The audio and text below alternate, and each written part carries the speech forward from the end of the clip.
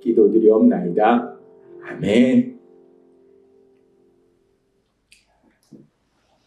이 시간 우리 사랑하신 하나님 우리에게 주시는 말씀은 요한복음 11장 25절에서 26절의 말씀입니다. 이 말씀 우리가 함께 읽도록 하겠습니다. 시작. 예수께서 이르시되 나는 부활이요 생명이니 나를 믿는 자는 죽어도 살겠고 무릇 살아서 나를 믿는 자는 영원히 죽지 아니하리니 이것을 내가 믿느냐. 아멘. 오늘도 우리 사랑하신 하나님 우리에게 말씀하실 때 예배 시간마다 우리 입술을 통해서 선포하게 하신 말씀 빌립보서 4장 13절 말씀 힘차게 선포하는 시간 갖도록 하겠습니다. 빌립보서 4장 13절 말씀 내게 능력 주시는 나의 주님 안에서 내가 모든 것을 할 수 있느니라. 아멘. 그렇습니다. 우리는 한없이 연약하고 어리석고 그러세요. 근데 우리가 이 땅 살아갈 수 있는 것 그런 우리를 사랑하시는 하나님 그 하나님이 나를 불쌍히 여기셔서 그냥 놔두면 우리가 살아갈 수가 없으니까 그 하나님이 내 삶 속에 능력으로 역사하심으로 인해서 우리가 이 땅을 살아갈 때 그 어떤 일을 만날지라도 모든 것을 할 수 있는 능력자로 신나는 삶을 살게 될 걸 믿습니다.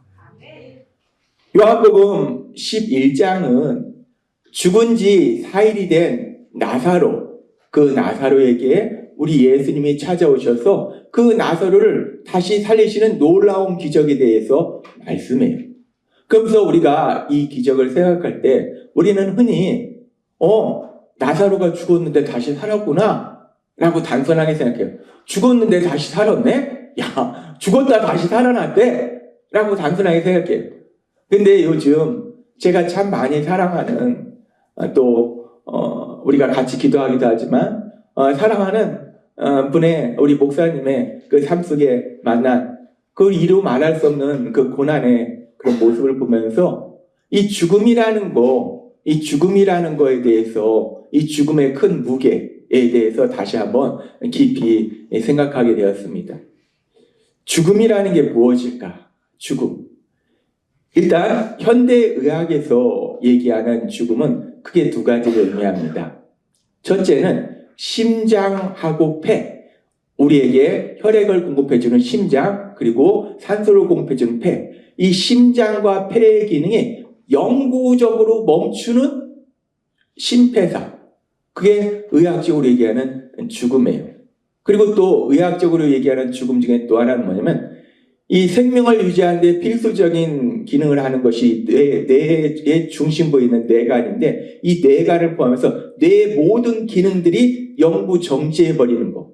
그것을 우리가 뇌사라고 합니다. 그렇게 의학적으로는 죽음에 대해서 심폐사나 뇌사를 얘기해요. 그런데 이렇게 심장과 폐 그리고 뇌가 영구적으로 기능이 정지된다? 그것은 심장과 폐 그리고 뇌에 있는 세포들이 파괴된다는 거예요. 그러면 왜 심장과 폐 그리고 뇌에 있는 그런 세포들이 이렇게 파괴되는가? 그 부분을 우리가 조금 생각해 보면은 우리의 인체의 모든 기능은 우리가 알다시피 작은 세포라는 단위로 구성되어 있습니다. 아주 많은 수십조 개의 세포로 구성되어 있는데 그 각각의 세포에는 혈액이 공급돼야 되고 산소가 공급돼야 돼요. 그래야지 그 세포가 생명을 유지하고 그 세포로 이루어진 뇌나 심장이나 폐가 기능을 발휘한다는 거예요. 근데 어떤 원인으로 인해서 심정지가 오면, 즉 심장이 작동을 멈추면 온몸으로 가는 혈액이 순환이 안 되게 되고 그럼 혈액을 통해서 공급되는 산소도 공급이 안 되게 돼요. 그러면은 이제 이런 일이 일어나면 어떤 일이 일어나는가? 우리가 이 부분을 의학적으로 살펴보면 심폐소생술이라고 하는 의학적인 응급조치가 있습니다. 이런 심폐소생술을 하지 않고 이렇게 심장이 작동을 멈췄을 때 그대로 두었을 때 이 심정지 기간이 길어지면 이 심장이 멈춘 기간이 지속되는 시간에 따라서 인체에 어떤 일이 일어나는지 의학적으로 살펴보면 이런 일이 일어납니다. 심장이 멈춘 다음에 0에서 1분 정도 지나면 이제 의식이 사라져요. 의식이 없고 그 다음에 한 3분 정도 되면 뇌세포의 손상이 시작된다고 합니다. 그래서 요 3분이라는 이 시간이 이 응급처치를 하는 골든타임이라고 얘기한다고 하더라고요. 그러면서 이제 한 5분이 지나가면은 아주 심각한 문제가 생기는데, 뇌에 우리의 인체 모든 기능 중에서 이 산소가 가장 필요한 부분이, 산소가 공급되지 않을 때 가장 취약한 부분이 뇌라고 하더라고요. 그래서 이 뇌가 손상이 되는데, 이게 왜 심각하냐면 약물이나 어떤 치료를 통해서 치료되는 것이 아니라 치료가 불가능한, 비가역적인 손상이라는 것은 치료가 불가능하다는 거예요. 5분이 지나면 뇌가 치료가 불가능한 손상이 시작되는 거예요. 그러면서 한 10분이 지나면 대뇌피질, 우리의 의식을 담당하는 대뇌피질이 손상되고, 한 20분이 지나면 몸에 장기가 손상되기 시작하고, 그래서 한 30분이 지나면 이제 인체 모든 그런 세포들이 손상되기 시작하는 거예요. 그러니까 지금 의학적으로 보면은 심장이 작동을 멈추면, 그래서 혈액과 산소가 공급되지 않으면 응급조치를 하지 않는 한 이렇게 한 30분만 지나도 뇌세포, 인체의 장기세포들이 다 손상되는데, 이 손상이 치료해서 치료가 되는 손상이 아니라 절대로 치료가 되지 않는 비가역적인 그런 손상이 일어난다는 거예요. 그렇게 의학적으로는 이런 일들이 일어나는데, 그런데 우리가 요한복음 11장에서 나오는 이 나사로가 죽었는데, 죽었다는 것은 나사로가의 심장이 멈췄다는 거예요. 근데 나사로가 죽은 지 4일이 됐어요. 그 얘기는 나사로의 심정지 시간이 최소로 잡아도 72시간이 지났다는 거예요. 30분만 멈춰도 인체 모든 세포들이 죽어가는데 30분이 아니라 72시간이 지났어요. 72시간 동안 혈액이 공급되지 않고 산소가 공급되지 않았어요. 그러면 나사로는, 이 나사로에 있는 그 뇌, 장기, 이 모든 세포들은 다 파괴되고, 거기다 파괴가 될 뿐만 아니라 부패가 시작됐다는 거예요. 따라서 이 나사로가 다시 살아난다? 우리는 죽은 나사로가 살아났대? 라고 생각하는데, 의학적으로 보면요, 이미 내 모든 세포가 다 파괴됐고 부패됐고 없어졌고, 장기의 모든 세포도 부패됐고 없어졌고 피부까지도 부패돼서 사라져가고 있는데, 그런 나사로가 다시 살아난다? 확률이 0.0000001%도 아니고 그냥 말 그대로 0%예요. 0%. 불가능합니다. 그렇게 나사로가 죽은 지 4일이 됐다는 것은 의학적으로 보면 다시 살아난다? 살아나서 걷는 것 치고는, 걷는 것이 아니라 그냥 살아서 숨 쉰다, 이것조차 완전히 불가능한 일이라는 거예요. 근데 그렇게 의학적으로 보면 나사로가 산다는 것은 완전히 불가능한, 완벽하게 불가능한 그런 일인데, 그런데 우리가 성경에 보면은 그렇게 죽은 지 4일이 된 나사로의 무덤 앞에 가셔서 우리 예수님께서 이제 무덤 입구를 가로막고 있는 그 돌을 치우라고 말씀하시고, 요한복음 11장 43절에서 44절은 이렇게 말씀합니다. 같이 읽겠습니다. 시작. 이 말씀을 하시고 큰 소리로 나사로야 나오라 부르시니, 죽은 자가 수족을 배로 동인 채로 나오는데 그 얼굴은 수건에 쌓였더라. 예수께서 이르시되 풀어놓아 다니게 하라 하시니라. 아멘. 의학적으로 30분만 지나도 세포가 다 썩어 부패되기 시작하는데, 손상되기 시작하는데 72시간 완전히 다 그냥 부패돼서 그냥 녹아내렸어요. 아무것도 없습니다. 피부까지 다 녹아내리는 거예요. 부패된 거예요. 그런데 그런 나사로에게 하셔서 예수님이 나사로야 나오라 라고 예수님이 말씀하신 거예요. 예수님이 어떤 대단한 걸 하신 게 아니에요. 말씀하세요. 나사로야 나오라 말씀하시니까 놀라운 기적이 일어나는데, 그 무덤 안에서 이 나사로가, 이 시체를 꽁꽁 맸던 그 배로 동인 채로 나사로가 꽁꽁꽁꽁 나오는 거예요. 이거는 그 자리에 있던 사람들이 자기 눈으로 보고도 도저히 믿을 수 없는, 이 말이 됩니까? 그냥 잠깐 기절했다 살아난 게 아니에요.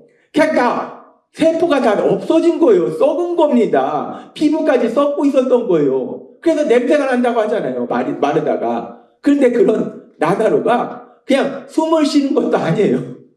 숨 쉬어가지고 이제 중환자실 옮겨야지, 그것도 아니고 걸어 나오는 겁니다. 보고도 믿을 수 없는 놀라운 기적이 일어납니다. 우리는 이 요한복음 11장에 나오는 죽은 지 4일 된 나사로가 다시 살아나는 이 놀라운 기적을 통해서 우리 예수님, 그 예수님의 그 부활의 놀라운 능력을 우리가 알 수 있어요. 요한복음 11장 25절과 26절은 이렇게 말씀합니다. 하나님이 오늘 우리에게 주신 말씀 같이 읽겠습니다. 시작. 예수께서 이르시되 나는 부활이요 생명이니 나를 믿는 자는 죽어도 살겠고 무릇 살아서 나를 믿는 자는 영원히 죽지 아니하리니 이것을 내가 믿느냐? 아멘. 우리 예수님은 말씀하셔요. 나는 부활이요 생명이니 나를 믿는 자는 죽어도 살겠고 나를 믿으면 죽어도 산다라고 말씀하죠. 죽음은 끝입니다. 돌이킬 수 없는 것, 비가역적인 사건이 죽음이에요. 우리 예수님은 말씀하신 것. 나를 믿으면 죽어도 산다. 끝났다 하는 그 지점이 끝이 아니라 다시 부활하는 놀라운 역사가 일어난다라고 말씀하는 거예요. 그리고 그 역사가 지금 나사로의 삶 속에 일어난 거예요. 완전히 죽어서 4일 돼서 그냥 뇌세포만 썩는 게 아니라 장기세포만 썩는 게 아니라 피부까지 썩고 있었던 그 나사로가 살아나는 죽어도 살겠구나는 그 역사가 일어나더라는 거예요. 이 말씀 그대로 우리 예수님은 부활이요 생명이신 부활의 능력의 예수님이심을 믿습니다. 그 예수님은 부활의 능력의 예수님이세요. 그리고 그 예수님의 부활의 능력, 그 부활의 능력은 우리 삶 속에서 3차원적으로 역사하세요. 그 예수님의 부활의 능력이 3차원적으로 역사하는데 우리가 그것을 살펴보면 첫 번째는 그 부활의 첫 번째 가장 중요한 부활은 뭐냐면 영적인 부활이에요. 죄로 인해서 영적으로 죽었던 우리들, 하나님과 관계가 단절됐던 우리들이 예수님의 부활의 능력을 통해서 영적으로 살아난 놀라운 역사, 하나님과 사랑의 관계에 붙은 놀라운 역사가 일어난다는 거예요. 예수님의 부활의 능력이 우리를 영적으로 부활시켜서 우리가 하나님과 사랑의 관계 속에 사는 이 놀라운 복을 누리고 있음을 믿습니다. 이 영적인 부활은 우리의 삶 속에 이미 이루어진 일이에요. 우리가 우리의 죄를 회개하고 예수님을 구주와 주님을 믿으면 영적으로 죽었던 우리가 영적으로 살아나는 거예요. 부활된 거예요. 그리고 이 영적인 부활과 더불어서 두 번째 예수님의 부활의 능력이 어디에서 역사하는가? 그것은 이제 그날이 언제일지는 몰라요. 2000년 뒤일 수도 있고 바로 오늘 저녁일 수도 있어요. 신문을 보니까 뭐 진짜인지 아닌지는 모르겠지만 뭐 어떤 사람이 뭐 전쟁을 하면서 아마겟돈의 그런 전쟁을 언급하면서 그 얘기는 뭐냐면 세상의 종말이잖아요. 세상의 종말을 자기가 만들려고 하는 것 같아요. 그게 진짜 종말을 자기가 만드는 건지 하나님이 허용하시는 건지. 그러면 오늘 저녁에 예수님이 오실 수도 있는 거예요. 야, 나 가지고 있는 돈 빨리 써야지. 야, 오늘 저녁에 오시면 써보지도 못하고 다 없어지네. 예수님이 언제 오실지 아무도 모릅니다. 2000년 뒤에, 3000년 전에, 5000년 뒤에 오실 수도 있고 바로 오늘 저녁에 오실 수도 있고 이 예배가 끝나고 바로 오실 수도 있고 이 예배의 중간에 오실 수도 있어요. 근데 중요한 건 뭐냐면 언제 오실지는 모르겠는데 그 예수님이 오시면 재림하시면 이제 육체적으로 죽음을 맞이했던 사람들도 육체적으로 그 육체는 썩지 아니하는 아주 신비한 그런 육체로 부활하는 그런 놀라운 역사가 일어난다는 거예요. 그래서 예수님의 부활의 능력은 영적인 부활의 역사를 이루게 하시고 예수님이 재림하시는 그날 육체적인 부활도 이루어주신다는 거예요. 그리고 또 중요한 것이 이 세 번째인데 이제 우리가 영적인 부활을 체험했고 예수님이 오시는 그날 육체적 부활을 체험하게 된 거예요. 우리도 이 땅을 떠나면 육체는 사라지는데 그 육체가 썩지 아니할 새로운 육체로 다시 한번 부활한다는 거예요. 그런데 그렇게 영적인 부활과 육체적 부활 사이에 우리는 현실에서 살고 있다는 거예요. 지금 우리가 현실에 살고 있을 때 세 번째 차원은 뭐냐면 현실의 차원의 부활이라는 거예요. 내 현실의 차원의 그 부활의 능력을 체험한다는 거예요. 지금 나사로가 다시 죽음에서 살아나는 것은 단순히 영적인 부활을 체험하는 것도 아니고 예수님의 재림하신 것이 아니기 때문에 재림할 때 육체적 부활을 체험하는 것도 아니고 이 세 번째 현실의 차원의 부활이에요. 예수님의 이 나사로의 가족인 마르다와 마리아에게는 이거는 죽음과 같은 절망이에요. 이 죽음과 같은 절망인데, 근데 예수님이 오셔서 나사로야 나오라 말씀하시니까 그 죽음과 같은 절망이 이루 말할 수 없는 엄청난 기쁨으로 바뀌는 놀라운 역사가 일어나더라는 거예요. 예수님의 부활의 능력은 영적인 부활, 육체적 부활 더해서 지금 우리가 살고 있는 현실의 삶 속에 현실의 부활, 그 현실의 부활의 그 놀라운 역사를 체험하게 하신다는 거예요. 주님의 선하신 뜻안에서 그 부활을 반드시 체험하게 하신다는 거예요. 그러면서 우리가 이 현실의 부활에 대해서 오늘 조금 더 깊이 하나님 말씀하실 때, 지금 나사로가 죽었다가 살아났다. 근데 앞에서 살펴본 것처럼 나사로가 죽은 지 4일이 됐어요. 의학적으로 이건 0.0001%도 아니고 그냥 0%예요. 뇌세포 다 녹아내렸고, 장기세포 다 녹아내렸고, 피부세포 녹아내리고 있는 중이에요. 그러니까 산다는 건 불가능해요. 다시 살아난다는 건 불가능하기 때문에, 그래서 요한복음 11장 39절에 보면은 이렇게 말씀합니다. 같이 읽겠습니다. 시작. 예수께서 이르시되 돌을 옮겨 놓으라 하시니 그 죽은 자의 누이 마르다가 이르되 주여 죽은 지가 나흘이 됐음에 벌써 냄새가 나나이다. 이 말씀은 나사로가 죽은 것이 분명하다는 걸 너무나 분명하게 말합니다. 마르다가 얘기해요. 예수님, 죽은 지 4일 됐어요. 시체가 썩어요. 썩고 있어요, 지금. 그래서 냄새나요. 시체 썩는 냄새가 진동을 합니다. 저 굴 있고 마은 것 치우면 시체 썩는 냄새가 진동을 합니다. 제가 TV에서 보니까 뭐 어느 경우에는 이게 시체 썩는 데서 50m도 가고 막 이런 데 하더라고요. 진동을. 그러니까 이 얘기는 뭐냐면 나사로의 시체가 썩고 있었어요. 온몸이 썩고 있었어요. 근데 이것은 단순히 시체의 상태에 대해서 의학적으로 얘기한 것이 아니라 지금 마르다의 마음에 그 깊숙한 절망, 그 절망을 표현하고 있는 거예요. 마르다는 지금 말하고 있는 겁니다. 주님, 이제 모든 것이 끝났습니다.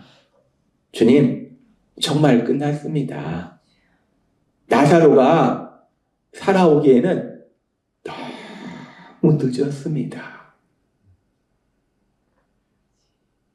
나사로가 죽은 바로 직전도 아니고 죽은 지 4일이 돼서 썩잖아요. 냄새가 나잖아요.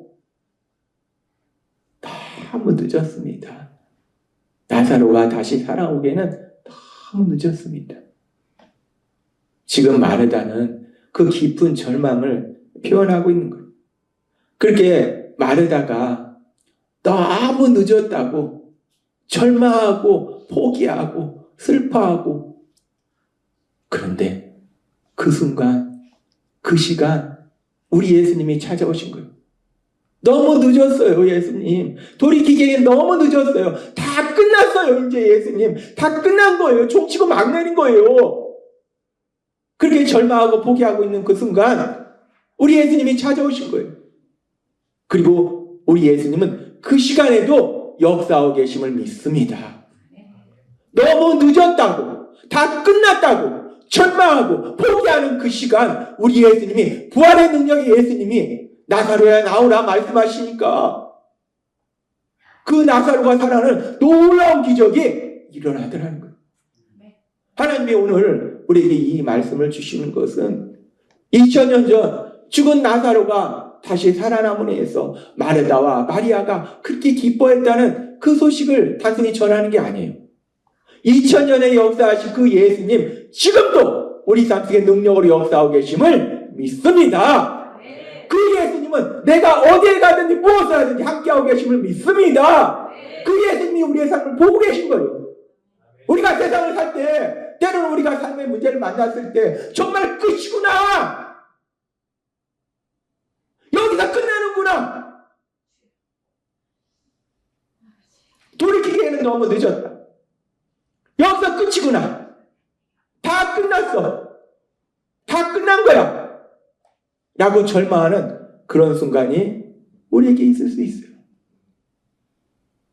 우리가 기도하는 우리 목사님 가정도 그럴 수 있어요. 끝이구나. 나는 여기서 끝났구나. 다 끝났구나. 절망하는 순간이 있어요. 포기하는 순간이 있어요. 근데 우리 예수님 말씀하시는 거예요. 우리가 너무 늦었다고. 다 끝났다고. 그리고 단순히 우리가 착각하는 것이야. 진짜 상황이 다 끝났어요. 그냥 마르다와 마리아가 마음이 약해서 그냥 부정적 상상으로 다 끝났어 예수님 말하는 게 아니라 진짜 끝났습니다. 나사로가 죽은 지 4일이 됐어요. 시체가 썩고 있습니다. 냄새가 납니다. 마음이 약해서 그런 소리가 하는 게 아니에요. 현실이 진짜 그런 거예요. 현실이 진짜 끝난 거예요. 다 끝난 거예요. 종치고 막 내는 거예요. 그런데 우리 예수님, 나는 부활이요 생명이니, 나는 부활이요 생명이니, 그 부활에 우리 예수님이 우리 삶 속에 찾아오셔서 모든 상황이 다 끝났을지라도 우리 예수님이 그 상황을 다시 부활시키는 놀라운 역사를 이루실 걸 믿습니다. 하나님은 오늘 우리에게 그것을 말씀하신 거예요. 네가 만난 지금 상황이 다 끝났느냐? 그냥 생각하는 것이 아니라 진짜 끝났어요. 다 끝났어요. 그러나 부활의 예수님 그 시간에도 역사하고 계시고 부활의 놀라운 역사를 이루신다는 거예요. 예수님은 오늘 우리에게 그 말씀을 하시는 거예요. 마르다와 마리아의 삶을 말씀하시는 것이 아니라 내 삶을 다 보고 계시기에 내가 인생을 살아갈 때 어느 순간은 정말 끝났구나. 그냥 단순히 생각하는 것이 아니라 진짜 끝났어요. 모든 상황이 끝났어요. 그러나 그 예수님이 역사하신다는 거예요. 오늘 부활주의를 맞이해서 예수님은 말씀하신 거예요. 우리가 예수님을 믿을 때 너무 늦은 것은 아무것도 없습니다. 우리가 예수님을 믿을 때 너무 늦은 것은 아무것도 없음을 믿으시는 여러분이 되시기를 바랍니다. 부활이요 생명이신 그 예수님은 우리가 멀리 떨어져 계신 것이 아니라 매일의 우리의 삶 속에 우리와 함께 하시고 내 손을 잡고 가시고 내 삶 속에 부활의 능력으로 역사하고 계심을 믿습니다. 그 예수님이 역사하시는 것. 그리고 이 말씀을 통해서 또 하나님이 우리에게 주신 놀라운 은혜가 있는데 우리 예수님은 반드시 모든 것이 끝났을지라도 거기에서 부활의 능력으로 다시 한번 우리를 살려주실 뿐만 아니라 이 말씀에 보면은 요한복음에 보면 우리가 참 상식적으로 이해할 수 없는 아주 중요한 말씀이 있어요. 어떤 말씀이냐면 예수님이 그렇게 나사로를 다시 살리세요. 예수님은 그렇게 나사로를 다시 살리시는데 분명히 살리시는데 근데 예수님은 나사로의 무덤에 가셔서 어떻게 하시는가? 예수님이 나사로 나오라 해서 다시 살리시잖아요. 예수님을 살리세요. 그리고 예수님은 살리실 걸 알고 계세요. 그런데 요한복음 11장 35절은 이렇게 말씀해요. 같이 읽겠습니다. 시작. 예수께서 눈물을 흘리시더라. 아멘. 이 말씀은 요한복음 11장의 말씀에서 전혀 어울리지 않는 말씀이에요, 사실. 예수님이 이제 살릴 걸 아시기 때문에 다 슬퍼하고 있을 때 예수님이 웃으시면서 그들을 안심시키셨더라. 이것이 요한복음 11장에 맞는 말씀이에요. 근데 이 말씀은 전혀 맞지 않는 말씀이 뜬금없이 이 말씀이 들어온 거예요. 아니 예수님이 다시 살리시는데 예수님이 왜 눈물을 흘리시냐고요. 다시 살리시는데 그거야 나사로가 죽어서 이제 다시 보지 못하니까 그럼 눈물을 흘릴 수 있는데 본인이 직접 살리시는데 왜 눈물을 흘리시는가. 예수님의 눈물, 이 예수님의 눈물이 우리에게 무엇을 말씀하시는가. 예수님의 눈물은 우리를 향해서 이렇게 말씀하시는 거예요. 사랑하는 딸아, 사랑하는 아들아, 나는 너가 다시 일어설 것을 알고 있다. 너가 나의 선한 뜻 안에서 다시 너의 삶이 회복되고 나의 영광을 나타낼 걸 알고 있다. 그러나 지금 너가 얼마나 아픈지도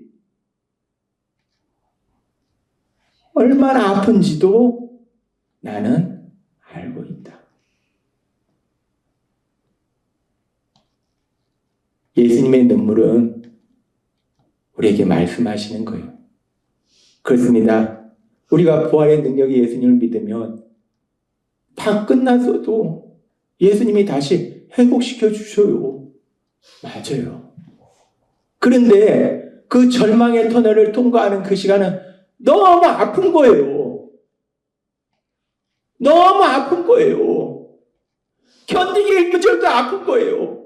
너무 슬픈 겁니다. 너무 눈물만 나는 거예요. 근데 우리 예수님은 그걸 아시는 거예요. 너가 다시 일어설 것을 내가 알고 있다. 그러나 지금은 너가 너무 아픈 것을 내가 안다. 다시 일어설 것을 아시는데 그것만 아시는 것이 아니라 그렇지만 지금은 너가 너무 아파하는 걸 내가 안다는 거예요. 그래서 우리 예수님이 나와 함께 눈물 흘리고 계신 거예요. 그 예수님 여러분과 함께 하시고 여러분의 삶이 끝났을지라도 다시 부활의 능력으로 역사하실 뿐만 아니라 여러분이 그 터널, 그 죽음과 같은 절망의 터널, 무덤 속에 있는 것 같은 그 절망의 터널을 지날 때 내가 눈물을 흘리고 있을 때 우리 예수님이 나를 안아주시고 나의 눈물로 인해서 마음 아파하시며 나와 함께 울고 계심을 믿습니다. 우리 예수님은 지금 우리에게 말씀하신 거예요. 나사로가 죽은 지 4일입니다. 이 4일이라는 시간이 참 묘해요. 우리가 장례를 사랑하는 사람을 이 땅을 먼저 보내고 장례를 치르면 장례를 치르기 때문에 바빠서 사실 그 사랑하는 사람이 죽음이 현실로 다가오지 않아요.